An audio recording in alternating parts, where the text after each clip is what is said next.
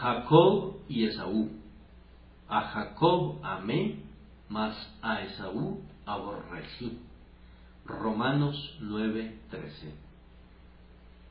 Ni por un instante imaginen que yo pretendo poder esclarecer a fondo los grandes misterios de la predestinación.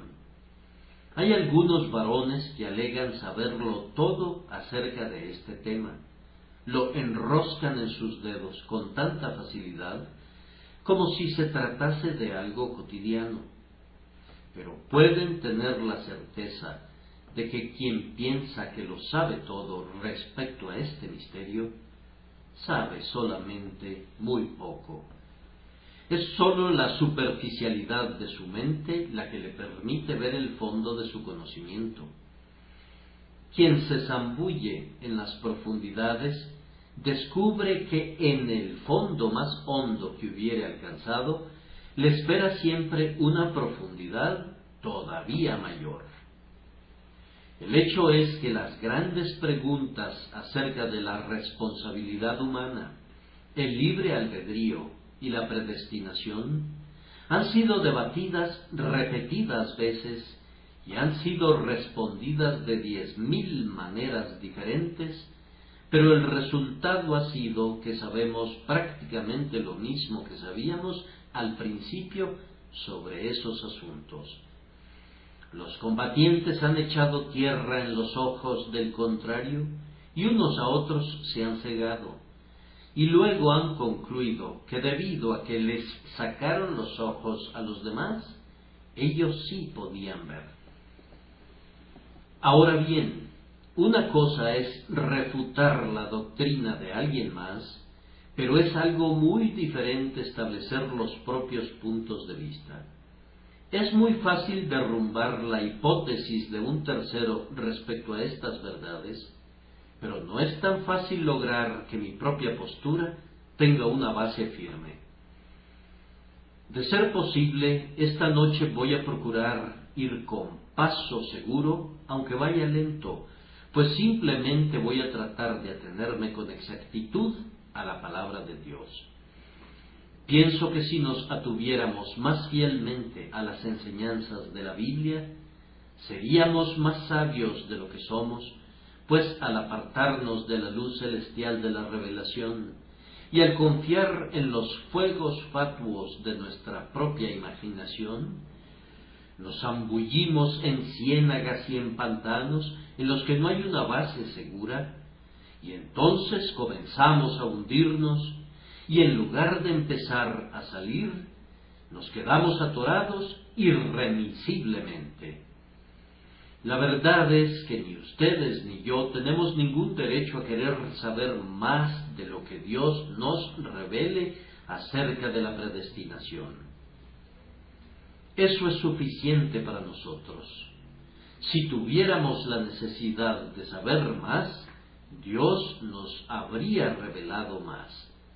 Tenemos que creer lo que Dios nos ha revelado, pero somos muy propensos a agregarle nuestras propias ideas imprecisas al conocimiento así adquirido, y entonces tenemos la seguridad de que vamos a equivocarnos. Sería mejor que en todas las controversias los hombres se guiaran estrictamente por Jehová ha dicho así, en vez de decir yo pienso así y así. Hoy, con la ayuda del Espíritu Santo, voy a intentar proyectar la luz de la palabra de Dios sobre la doctrina de la soberanía divina y compartirles lo que me parece que es una declaración de la Escritura en cuanto a que algunos seres humanos son elegidos, pero otros no lo son. Se trata del grandioso hecho que este texto declara: a Jacob amé, mas a Esaú aborrecí. Es un texto terrible y voy a ser honesto con él si puedo. Alguien nos dice que la palabra aborrecimiento no significa aborrecimiento, que quiere decir amar menos. A Jacob amé, mas a Esaú amé menos. pudiera ser así, aunque yo no lo creo. Sea como fuere, aquí dice aborrecimiento, y mientras no me den otra versión de la Biblia, voy a atenerme a la que está disponible. Yo creo que el término ha sido traducido correcta y apropiadamente, que la palabra aborrecimiento no es más fuerte que la palabra original, pero aunque fuese un poco más fuerte, está más cerca del verdadero significado que la traducción que nos ofrecen en esas palabras carentes de sentido, amar menos. Yo prefiero aceptarla y dejarla tal como está. El hecho es que Dios amó a Jacob y no amó a Esaú. Que escogió a Jacob, pero no escogió a Esaú. Dios bendijo a Jacob, pero no bendijo nunca a Esaú. Su misericordia acompañó a Jacob a lo largo de toda su vida, hasta el final, pero su misericordia nunca siguió a Esaú. Le permitió que continuara en sus pecados para demostrar esa terrible verdad: a Esaú aborrecí. Con el objeto de deshacerse de este incómodo texto, otros dicen que no se refiere a Esaú y Jacob, que se refiere más bien a las respectivas naciones, que se refiere a los hijos de Jacob y a los hijos de Esaú, que se refiere a los hijos de Israel y Edom. A mí me gustaría saber dónde estriba la diferencia. ¿Acaso si se amplía, se elimina la dificultad? Algunos de los hermanos wesleyanos dicen que hay una elección nacional, que Dios ha elegido a una nación y no a otra. Se nos acercan y nos dicen que es injusto que Dios escoja a un ser humano y no a otro. Ahora bien, nosotros les preguntamos, apelando a lo que es razonable: ¿acaso no es igualmente injusto que Dios elija a una nación y no escoja a otra? El argumento que ellos suponen que nos derrota, a ellos también los derrota. Nunca hubo un subterfugio más ridículo que sacar a relucir una elección nacional. ¿Acaso la elección de una nación no es sino la elección de un determinado número de unidades, de un determinado número de personas? Termina siendo lo mismo que la elección particular de los individuos. En su mente los hombres no pueden ver claramente que si hubiese alguna injusticia, cosa que nosotros no creemos ni por un instante, en el hecho de que Dios escoja a un ser humano y no a otro, cuánta más injusticia no habría en su escogencia de una nación y no de otra. No podemos eliminar de esa manera la dificultad, sino que más bien se incrementa grandemente por esa insensata deformación de la palabra de Dios. Además, he aquí la prueba de que ese concepto no es correcto. Lean el versículo precedente. No dice nada en absoluto acerca de naciones. Dice, pues no habían aún nacido, ni habían hecho aún ni bien ni mal, para que el propósito de Dios conforme a la elección permaneciese, no por las obras, sino por el que llama. Se le dijo: el mayor servirá al menor, refiriéndose a los hijos, no a las naciones. Por supuesto que la amenaza fue cumplida posteriormente en la posición de las naciones. Edom fue obligado a servir a Israel. Pero este texto quiere decir justo lo que dice: no se refiere a naciones, sino que se refiere a las personas mencionadas. Jacob, esto es, aquel varón cuyo nombre era Jacob, a Jacob amé, mas a Esaú aborrecí. Mis queridos amigos, tengan cuidado de no inmiscuirse en los asuntos de la palabra de Dios. Me he enterado de algunas personas que alteran los pasajes que no les agradan. No sirve de nada. No es posible alterarlos. En realidad siguen siendo los mismos. El único poder que tenemos con la palabra de Dios es el de dejarla simplemente tal como está y por la gracia de Dios hacer el esfuerzo de acomodarnos a ella. No debemos intentar nunca que la Biblia se someta a nosotros. De hecho, no podemos hacerlo, pues las verdades de la revelación divina son tan seguras y tan firmes como el trono de Dios. Si un hombre quiere disfrutar de un deleitable panorama y un monte considerable se interpone en su camino, ¿acaso se pone a socavar su base, esperando en vano que finalmente se convierta en una allanada planicie delante de él?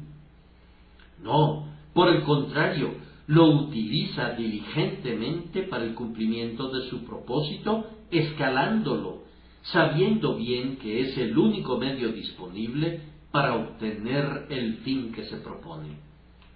Lo mismo debemos hacer nosotros. No podemos rebajar las verdades de Dios al nivel de nuestros pobres entendimientos finitos. El monte no se rebajará nunca delante de nosotros, pero nosotros podemos buscar fuerzas para ascender más y más en nuestra percepción de las cosas divinas, y únicamente de esta manera podemos esperar obtener la bendición. Ahora pues, esta noche voy a destacar dos cosas. He explicado este texto apegándome a lo que dice, y no quiero alterarlo. A Jacob amé, mas a Esaú aborrecí, para suprimir el filo de esta terrible doctrina que conduce a algunas personas a morderse los labios.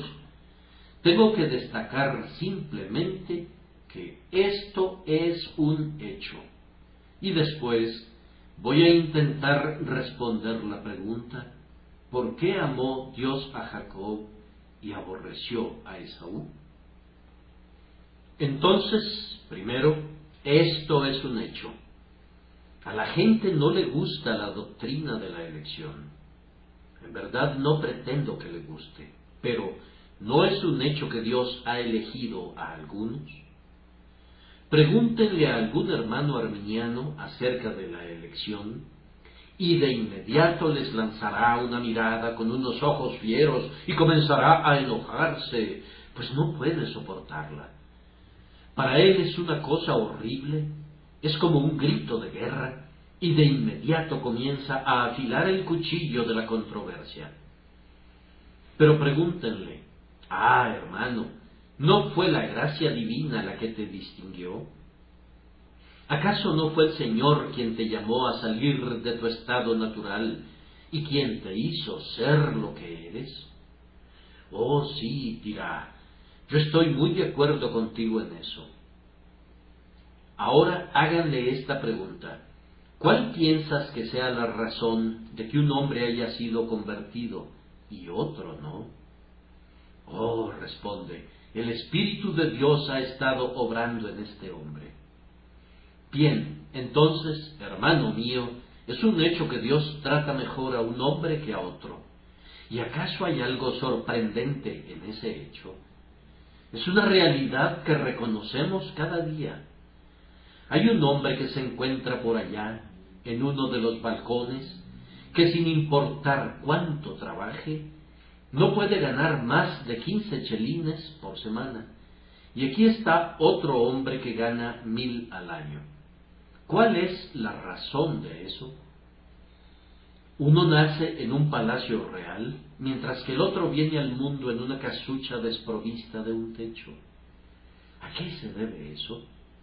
A la providencia de Dios. Él coloca a un hombre en una posición y a otro hombre en otra.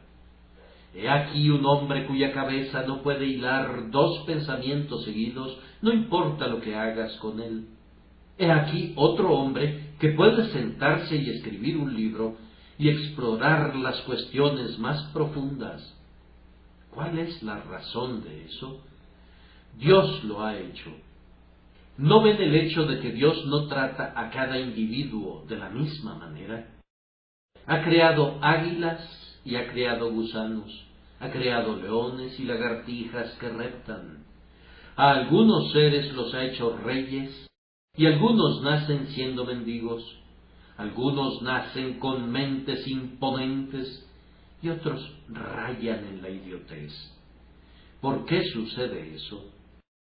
¿Acaso murmuran contra Dios por ello? No, ustedes dicen que es un hecho y que no se gana nada con murmurar. ¿De qué sirve dar patadas en contra de los hechos? Es sólo dar coces contra el aguijón con los pies desnudos y se hacen daño a ustedes mismos y no a ellos. Bien, entonces, la elección es un hecho positivo. Es muy claro como la luz del día que, en los asuntos de la religión, Dios da más a un hombre que a otro. Él me ha dado oportunidades para oír la palabra, que no le da a un hotentote. Él me dio padres que desde mi infancia me instruyeron en el temor del Señor. Él no les da eso a muchos de ustedes. Posteriormente, Él me pone en situaciones donde mi pecado tiene un freno. Otros hombres son colocados en lugares en los que sus pasiones pecaminosas se desarrollan. Él le da a un ser humano un temperamento y una disposición que le impiden entregarse a la lascivia, y a otro ser humano le da una gran impetuosidad de espíritu, y la depravación hace que esa impetuosidad se desvíe tanto que el hombre cae de cabeza en el pecado. De igual manera, a un hombre le da la oportunidad de acceder a un ministerio poderoso, mientras que otro asiste para escuchar a un predicador cuya modorra es únicamente superada por la de sus oyentes. Y aun si oyeran el Evangelio, el hecho es que Dios obra en un corazón cuando no obra en otro.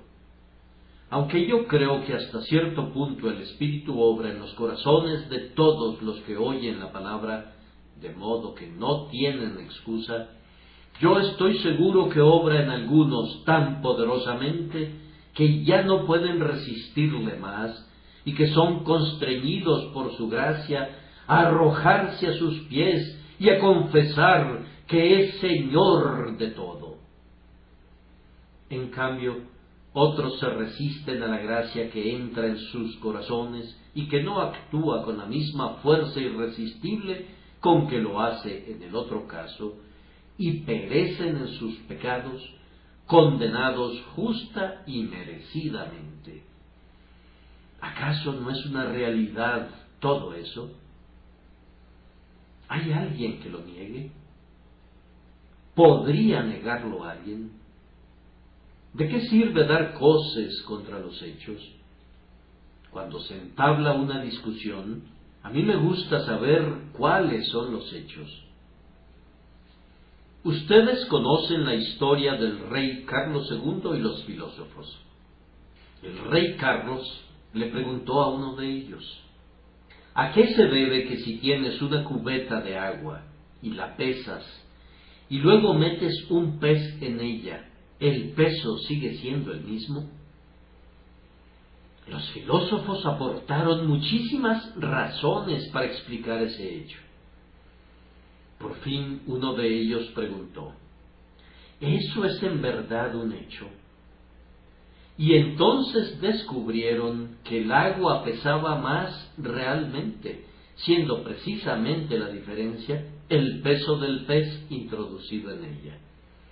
Así que todos sus doctos argumentos se desplomaron. Entonces, cuando hablamos de la elección, lo mejor es decir: dejemos al margen la doctrina por un momento y veamos cuáles son los hechos. Exploremos por todos lados. Abramos nuestros ojos. Veamos. Allí está el hecho. Entonces, ¿de qué sirve que sigamos discutiendo? Vale más que lo creamos, puesto que es una verdad innegable. Pueden alterar una opinión, pero no pueden alterar un hecho. Se puede cambiar una simple doctrina, pero no es posible cambiar algo que realmente existe. Ahí está el hecho. Dios trata ciertamente con algunos seres humanos mejor de lo que trata con otros. Yo no voy a ofrecer una disculpa a nombre de Dios. Él puede explicar sus propios tratos. No necesita que nadie lo defienda. Dios es su propio intérprete y Él lo hará manifiesto. Pero ahí está el hecho. Antes que comiencen a debatir sobre la doctrina, nada más recuerden que, sin importar qué piensan al respecto, ustedes no pueden alterarlo. Y sin importar cuánto lo objeten, es una realidad que Dios amó a Jacob y que no amó a Esaú. Pues miren ahora la vida de Jacob y lean su historia. Se ven forzados a decir que desde el primer momento en que abandonó la casa paterna hasta el último, Dios lo amó. Vamos, no se ha alejado mucho de la casa de su padre cuando ya está cansado y se acuesta teniendo una piedra por almohada. Los setos hacen las veces de cortinas y el cielo le sirve de dosel. Se duerme y Dios viene y le habla en el sueño. Ve una escalera cuyo extremo toca en el cielo y un grupo de ángeles sube y desciende por ella. Y prosigue su viaje con destino a la casa de Labán. Su tío trata de engañarlo y cuantas veces Labán intenta perjudicarlo, Dios no se lo permite, antes bien multiplica los diferentes rebaños que Labán le da. Ustedes recuerdan que posteriormente, cuando huyó de Labán sin hacerle saber que se iba y fue perseguido, vino Dios a Labán en sueños y lo emplazó a no hablarle a Jacob descomedidamente. Y más memorable todavía fue que, cuando sus hijos Leví y Simeón mataron a la gente de Siquem, y Jacob tuvo miedo de que sería alcanzado y destruido por los habitantes que se estaban levantando en su contra, Dios puso un miedo en la población y les dijo: no toquéis, dijo, a mi ungido, ni hagáis mal a mi profeta. Y cuando el hambre azotaba a la tierra, Dios había enviado a José a Egipto para que proveyera grano en Gosén para sus hermanos, para que vivieran y no murieran. Y vean el final feliz de Jacob: José, mi hijo, vive todavía, iré y le veré antes que yo muera. Contemplen las lágrimas que ruedan por sus mejillas seniles, cuando estrecha a su hijo José contra su pecho.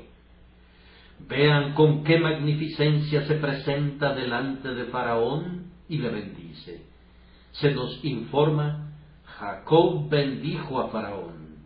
Poseía tanto amor de Dios en su interior que era libre de bendecir al monarca más poderoso de su tiempo. Al final expiró y acto seguido se dijo: fue un varón amado por Dios. Es una realidad que Dios amó a Jacob. Por otro lado, es una realidad que Dios no amó a Esaú. Permitió que Esaú fuera padre de príncipes, pero él no ha bendecido a su generación. ¿Dónde está ahora la casa de Esaú? Edom pereció, edificó sus moradas en la roca y esculpió sus ciudades en el duro pedernal. Pero Dios ha abandonado a sus habitantes y Edom ya no se encuentra más. Fueron esclavos de Israel y los reyes de Edom tenían que pagar a Salomón y a sus sucesores un tributo anual consistente en lana. Y ahora el nombre de Esaú ha sido borrado del libro de la historia. Bien, entonces debo repetir que esto debería rebajar al menos un poco la amargura de la controversia cuando recordamos que, sin obstar lo que digan los hombres, es un hecho que Dios amó a Jacob y que no amó a Esaú. Pero ahora el segundo punto de mi tema es: ¿por qué es así? ¿Por qué amó Dios a Jacob? ¿Por qué odió a Esaú? Bien, no pretendo abarcar demasiado a la vez. Ustedes me preguntan, ¿por qué amó Dios a Jacob? ¿Por qué odió a Esaú? Vamos a responder una pregunta a la vez, ya que la razón por la que la gente se mete en embrollos en teología es porque trata de dar una respuesta a dos preguntas. Ahora bien, yo no voy a hacer eso. Yo voy a decirles una cosa a la vez. Les diré por qué Dios amó a Jacob y luego les diré por qué odió a Esaú. Pero no puedo darles la misma razón para dos cosas contradictorias. Ese es el punto en que muchas personas han fallado. Se han sentado para considerar y ver ambos hechos, que Dios amó a Jacob y que odió a Esaú, que Dios tiene un pueblo elegido y que hay otros que no son elegidos. Entonces, si tratan de dar la misma razón para la elección y la no elección, hacen una triste labor. Si hicieran una pausa y tomaran una sola cosa a la vez y miraran a la palabra de Dios, no se equivocarían. La primera pregunta es: ¿por qué Dios amó a Jacob? No me desconcierta en absoluto responder a eso, pues cuando acudo a la palabra de Dios, leo este texto: no lo hago por vosotros, dice Jehová el Señor, sabedlo bien, avergonzaos y cubríos de confusión por vuestras iniquidades, casa de Israel. No me quedo perplejo al decirles que no podría ser por algo bueno en Jacob que Dios lo amó, porque se me informa que no habían aún nacido, ni habían hecho aún ni bien ni mal, para que el propósito de Dios conforme a la elección permaneciese, no por las obras, sino por el que llama. Yo puedo decirles por qué Dios amó a Jacob. Es por la gracia soberana. No había nada en Jacob que hiciera que Dios lo amara. Todo respecto a Jacob podría haber hecho que Dios lo odiara tanto como odió a Esaú y que lo odiara todavía más. Porque Dios fue infinitamente clemente, amó a Jacob y por ser soberano en su dispensación de esta gracia, escogió a Jacob como el objeto de ese amor. Ahora bien, mientras no responda la pregunta respecto a Jacob, no voy a tratar con Esaú. Simplemente quiero destacar esto, que Dios amó a Jacob únicamente sobre la base de la gracia inmerecida. Los invito a que miremos el carácter de Jacob. Ya les dije en la exposición lo que pensaba de él. Tengo una muy baja opinión del carácter de Jacob. Como hombre natural, siempre fue un regateador. Hace unos días me llamó mucho la atención la visión que tuvo Jacob en Betel. Me pareció que se trató de un despliegue sumamente extraordinario del espíritu de regateo de Jacob. Ustedes saben que se acostó y que le agradó a Dios abrirle las puertas de los cielos de manera que viera a Dios sentado en el extremo de la escalera y que los ángeles subían y descendían por ella. ¿Qué suponen que dijo tan pronto como despertó? Pues bien, dijo, ciertamente Jehová está en este lugar y yo no lo sabía. Y tuvo miedo y dijo: cuán terrible es este lugar, no es otra cosa que casa de Dios y puerta del cielo. Pues bien, si Jacob hubiese tenido fe, no habría tenido miedo de Dios. Por el contrario, le habría regocijado que Dios le permitiera tener comunión con él de esa manera. Ahora oigan el regateo de Jacob. Dios le había dicho simplemente: yo soy Jehová, el Dios de Abraham tu padre y el Dios de Isaac. La tierra en que estás acostado te la daré a ti y a tu descendencia. No dijo nada respecto a lo que Jacob debía hacer. Dios solo le dijo: yo haré. Le dijo: he aquí, yo estoy contigo y te guardaré por donde quiera que fueres y volveré a traerte a esta tierra, porque no te dejaré hasta que haya hecho lo que te he dicho. Ahora, ¿pueden creer que después que Dios había hablado cara a cara con Jacob, éste cometiera la imprudencia de intentar hacer un regateo con Dios? Pero lo hizo. Comienza diciendo: sí, helo allí. El hombre acaba de tener una visión y acaba de recibir una promesa absoluta de Dios, y no obstante comienza con un sí. Eso es un ambicioso regateo. Si fuere Dios conmigo y me guardare en este viaje en que voy, y me diere pan para comer y vestido para vestir, y si volviere en paz a casa de mi padre, entonces no prescinde de la condición. Observen que pretende que Dios se adhiera a su regateo, entonces Jehová será mi Dios. Y esta piedra que he puesto por señal será casa de Dios, y de todo lo que me diere, el diezmo apartaré para ti. Me asombra eso. Si yo no conociera algo de mi propia naturaleza, sería totalmente incapaz de entenderlo. ¿Cómo un hombre que ha hablado con Dios comienza luego a negociar con Él?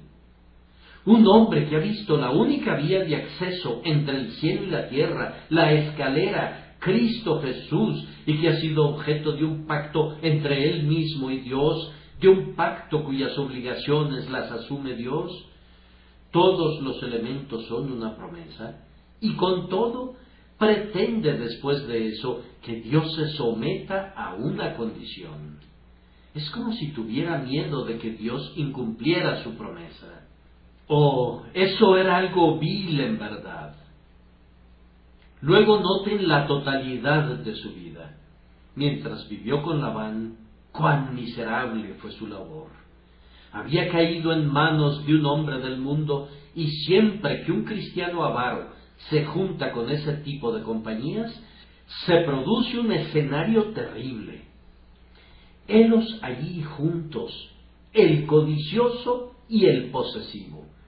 Si un ángel pudiese mirarlos desde lo alto, ¿cómo lloraría al ver al hombre de Dios caído de su excelso lugar y vuelto tan malo como el otro? Entonces el mecanismo que Jacob utilizó cuando batalló para obtener sus salarios fue sumamente extraordinario. ¿Por qué no lo dejó en manos de Dios en vez de adoptar los esquemas que utilizó? Jacob nos avergüenza en cada una de las etapas, no podemos evitarlo. Y luego llega el gran período en su vida, el punto crítico, cuando se nos informa que Jacob luchó con Dios y venció. Vamos a considerar eso. Yo he analizado cuidadosamente ese tema y ya no siento por Jacob la gran estimación que sentía antes. Yo pensaba que Jacob había luchado con Dios, pero descubro que es todo lo contrario. Jacob no luchó con Dios, Dios luchó con él. Siempre tuve en alto a Jacob en mi mente como el verdadero modelo de un hombre que lucha en oración. Ahora no pienso igual. Él dividió a su familia y puso a una persona al frente para apaciguar a Esaú. El propio Jacob no se puso al frente con la santa confianza que un patriarca debía haber sentido. Con la protección de toda la omnipotencia del cielo, pudo haber ido valientemente al encuentro de su hermano. Pero no estaba seguro de que su hermano se inclinara a sus pies, aunque la promesa afirmaba: el mayor servirá al menor. Jacob no confiaba en esa promesa, no era lo suficientemente grande para él. Entonces fue de noche al vado de Jaboc. Yo no sé para qué fue, a menos que haya ido para orar, pero me temo que no fue así. El texto dice: así se quedó Jacob solo, y luchó con él un varón hasta que rayaba el alba. Es muy diferente que un hombre luche conmigo a que yo luche con él. Cuando pugno con alguien, quiero ganar algo de él, y cuando un hombre lucha conmigo, quiere sacarme algo. Por tanto, según lo entiendo, cuando el varón luchó con Jacob, quería librarlo de su astucia y de su engaño, y demostrarle qué pobre criatura pecadora era, pero no podía lograrlo. La astucia de Jacob era tan robusta que era muy difícil vencerlo. Por fin, el ángel tocó su muslo y le mostró su propio vacío. Y Jacob da un giro y dice: me has despojado de mi fuerza, ahora voy a luchar contigo. Y cuando su muslo fue dislocado y sintió plenamente su propia debilidad, entonces, y sólo entonces, fue conducido a decir: no te dejaré si no me bendices. Había confiado plenamente en su propia fuerza, pero Dios por fin lo humilló, y cuando todo su alardeado poder se hubo esfumado, fue entonces que Jacob se convirtió en un príncipe con predominio. Pero aún después de eso, su vida no fue clara. Luego se puede percibir que fue una criatura incrédula, y todos nosotros hemos sido igual de malos. Aunque culpamos a Jacob, hermanos, nos estamos culpando a nosotros mismos. Somos duros con él, pero seremos más duros con nosotros mismos.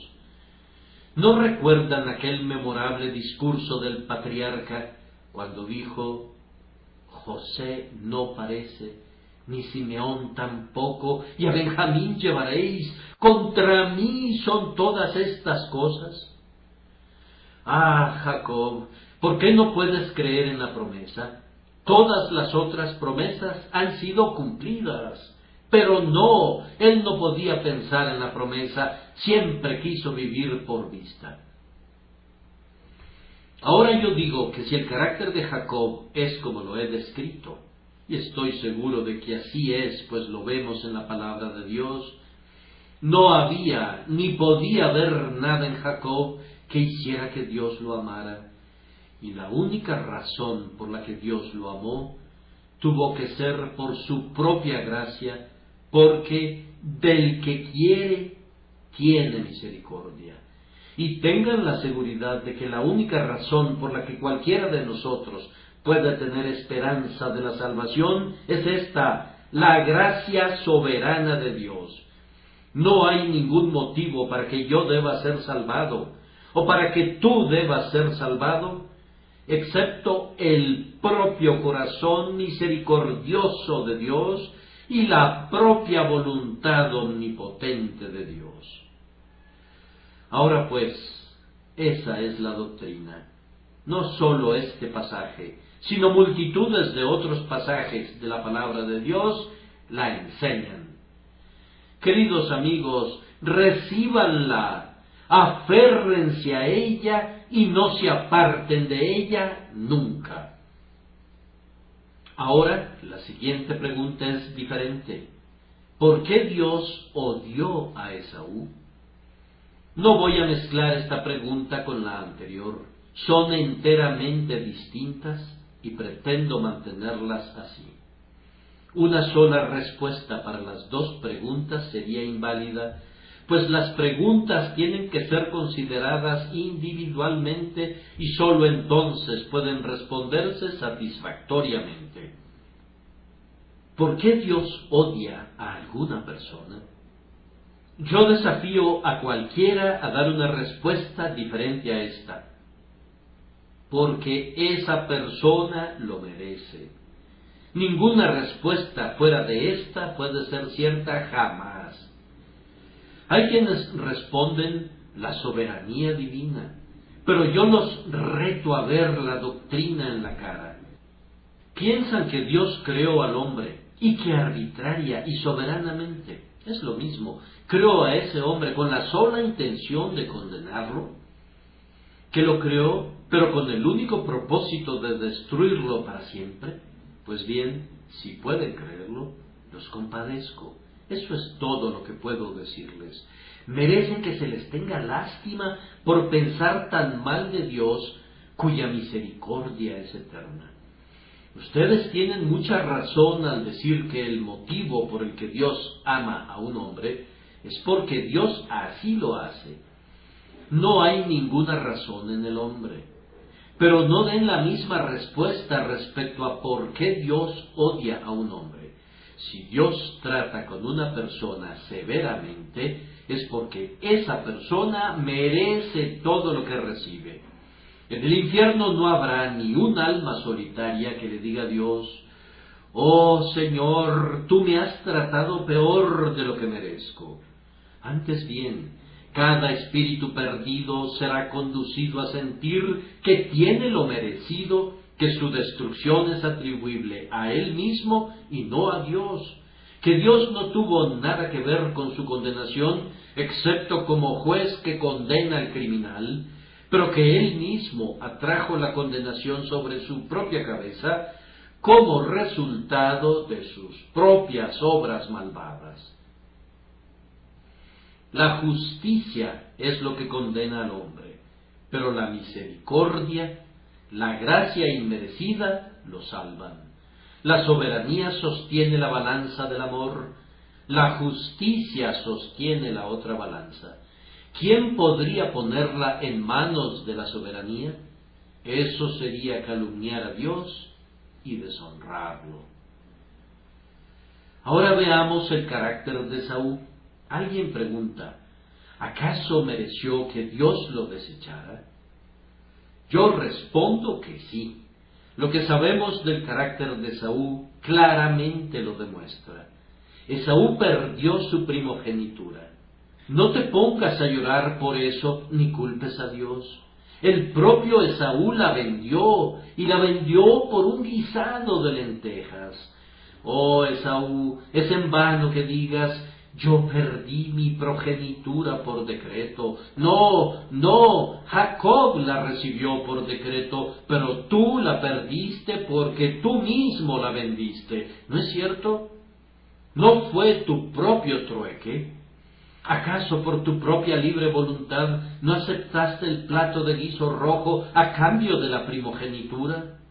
Tú mismo te buscaste tu destrucción porque por tu propia negociación vendiste tu propia alma y tú mismo lo hiciste. ¿Ejerció Dios influencia sobre Esaú para hacer eso? Ni Dios lo quiera. Dios no es el autor del pecado. Esaú renunció voluntariamente a su propia progenitura. Y la doctrina es que todo hombre que pierde el cielo lo hace porque él mismo renuncia al cielo. Todo hombre que pierde la vida eterna es porque él mismo la rechaza. Dios no se la niega. Él es quien no quiere venir para tener vida. ¿Por qué es que una persona permanece siendo impía y no teme a Dios? Porque dice: me gusta esta copa, me gusta este placer, prefiero quebrantar el día de guardar que hacer las cosas de Dios. Nadie es salvo por su propio libre albedrío, pero toda persona que es condenada lo es por su propio libre albedrío. Nadie lo constriñe. Pecador, tú sabes que cuando sales de aquí y sofocas los clamores de la conciencia, tú mismo lo haces. Tú sabes que cuando dices al finalizar el sermón, no me interesa creer en Cristo, lo dices tú mismo. Estás muy consciente de ello, y aunque no lo estuvieras, es, no obstante, un hecho terrible que la razón por la que eres lo que eres es porque quieres ser lo que eres. Es tu propia voluntad la que te mantiene donde estás. Tú eres el único culpable. Permaneces en un estado de pecado por tu propia voluntad. Eres un cautivo, pero eres un cautivo voluntario. Tú nunca estarás dispuesto a ser libre mientras Dios no haga que estés anuente. Pero tú estás anuente a ser un esclavo. No se puede disfrazar el hecho de que el hombre ama el pecado, ama el mal y no ama a Dios. Tú sabes que aunque se te predique el cielo gracias a la sangre de Cristo, y aunque se te amenace con el infierno como el resultado de tus pecados, tú te sigues aferrando a tus iniquidades, no quieres soltarlas, ni quieres acudir presuroso a Cristo. Y cuando seas desechado, al final se te dirá, perdiste tu progenitura. Pero tú mismo la vendiste. Tú sabes que el salón de baile se adapta mejor a ti que la casa de Dios. Tú sabes que la taberna se adapta mejor a ti que la casa de oración. Tú sabes que más que confiar en Cristo, confías en ti mismo. Tú sabes que prefieres los goces del tiempo presente que los goces del futuro. Es tu propia elección. Manténla.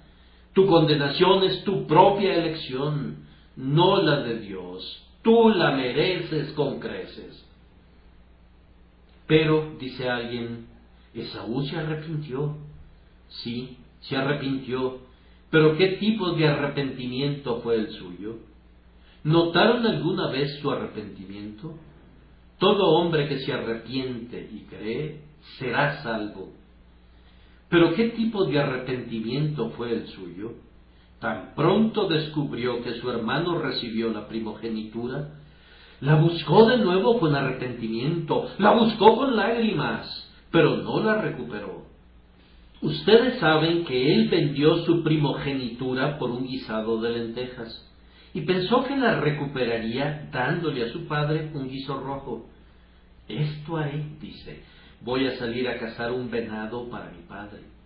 He ganado ascendencia sobre él con mis suculentas comidas y él me regresará con gusto mi primogenitura. Eso es lo que dicen los pecadores. He perdido el cielo por mis malas obras.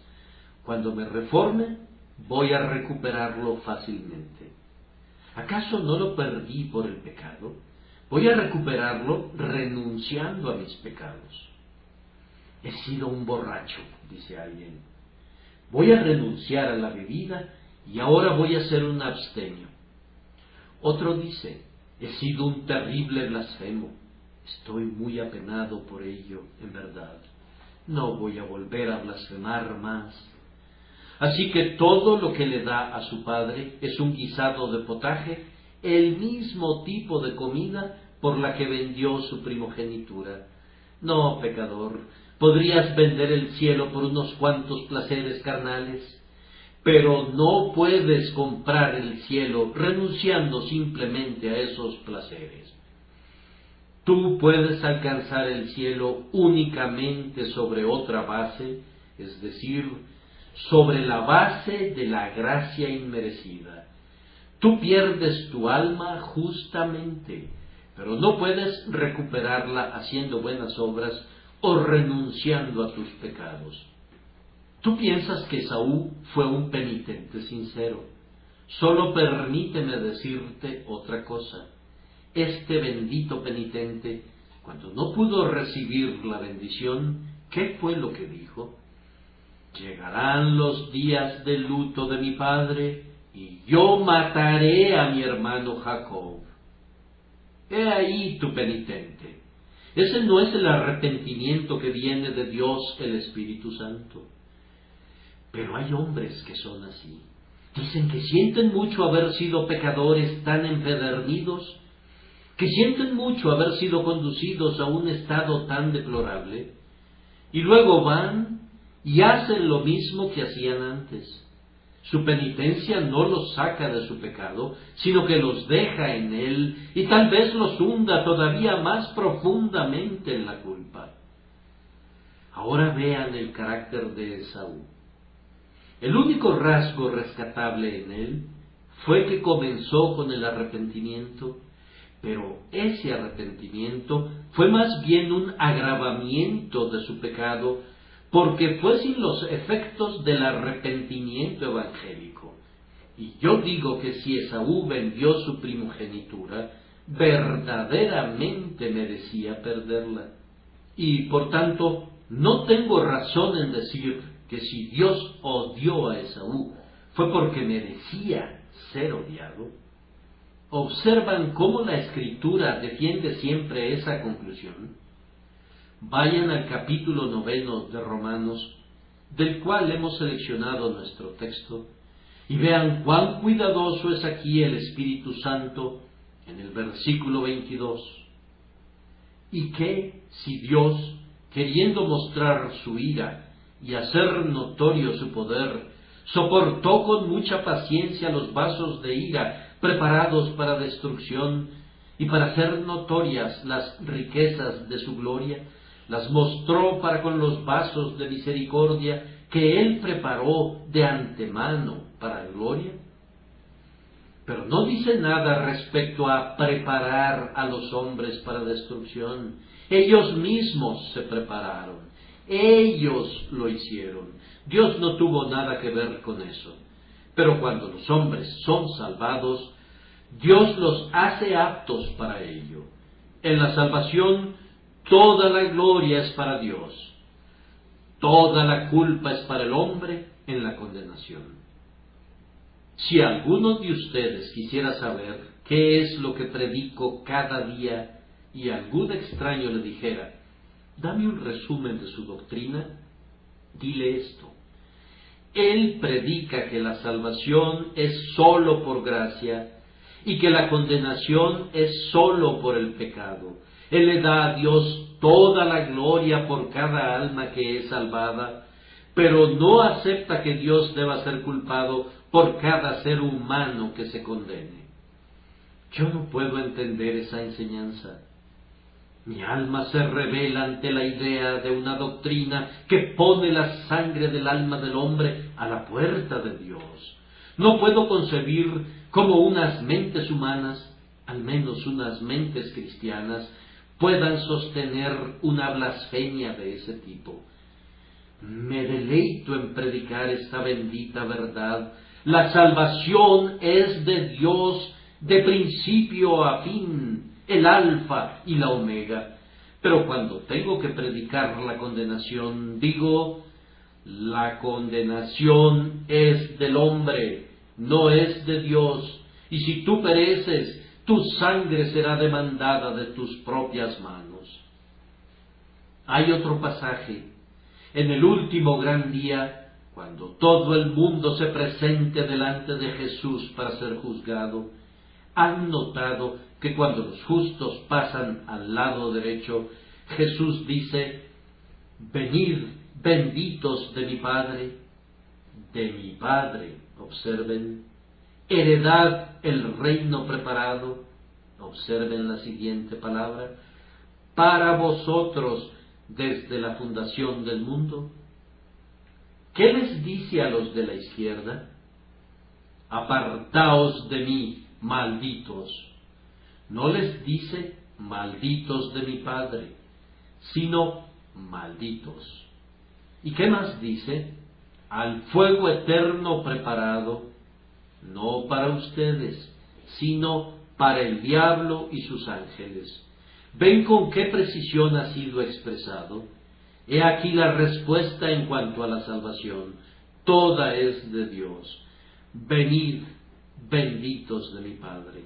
Es un reino preparado para ellos. He ahí la elección, la gracia inmerecida en toda su longitud y su anchura. Pero en cuanto al otro aspecto, no se dice nada acerca del Padre, nada a ese respecto. Apartaos de mí, malditos. Incluso no se dice que las llamas fueran preparadas para los pecadores, sino para el diablo y sus ángeles. No hay ningún lenguaje que yo pudiera concebir que pudiera expresar con mayor fuerza esta idea, suponiendo que sea la mente del Espíritu Santo, que la gloria sea de Dios y que la culpa sea atribuida al hombre. Entonces, ¿no les he respondido honestamente ambas preguntas?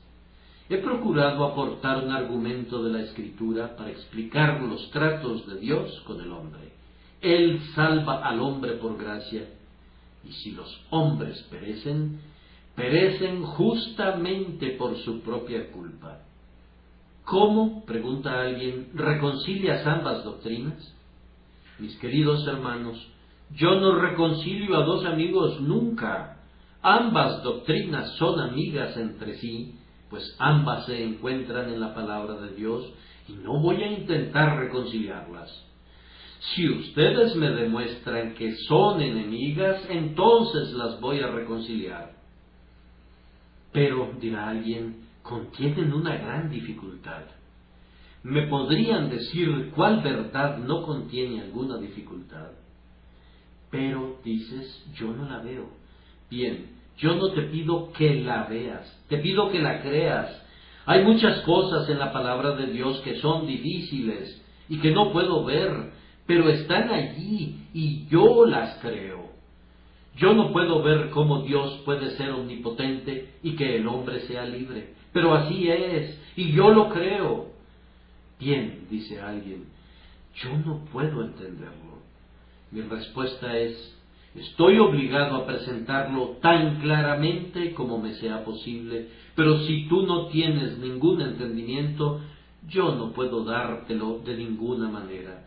Debo dejar ahí las cosas. Pero además, no se trata de entenderlo, se trata de creerlo. Estas dos cosas son verdaderas, yo no veo que difieran para nada.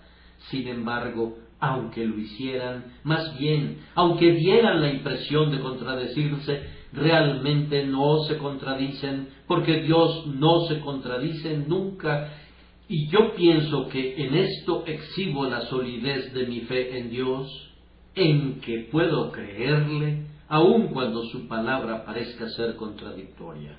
Eso es fe. ¿No creyó Abraham en Dios cuando la promesa de Dios parecía contradecir su providencia? Abraham era anciano y Sara era anciana, pero Dios dijo que Sara tendría un hijo.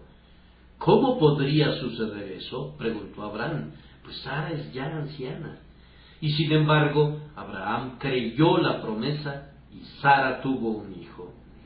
Hubo una reconciliación entre la providencia y la promesa. Y si Dios puede hacer que la providencia y la promesa se encuentren, puede hacer que la doctrina y la promesa se encuentren. Aunque yo no pueda hacerlo, Dios puede hacerlo incluso en el mundo venidero. Ahora permítanme predicar esto de manera práctica por un minuto. Oh pecadores, si ustedes perecen, sobre su propia cabeza ha de ser su condenación. La conciencia les dice eso, y la palabra de Dios lo confirma. No serán capaces de poner su condenación a la puerta de nadie, excepto a la de ustedes mismos. Si perecen, es porque cometen un suicidio. Ustedes son sus propios destructores, porque rechazan a Cristo, porque desprecian la primogenitura y la venden por ese miserable guisado de lentejas, los placeres del mundo. Es una doctrina que me emociona por entero, como una espada de dos filos Quisiera que penetrara hasta partir las coyunturas y los tuétanos. Si son condenados, será por su propia culpa. Si van a dar al infierno, su sangre será sobre su propia cabeza.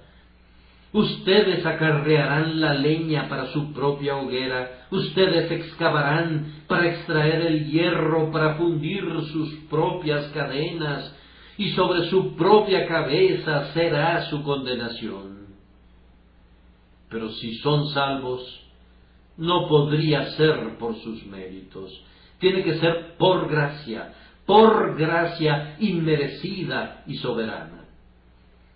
Se les predica el Evangelio, consiste en esto: cree en el Señor Jesucristo y serás salvo. Que la gracia les sea dada ahora para que se sometan a este glorioso mandato. Han de creer ahora en aquel que vino al mundo para salvar a los pecadores, de los cuales yo soy el primero. Gracia inmerecida, ¿quién proclamará tus glorias? ¿Quién narrará tus logros o quién escribirá tus victorias?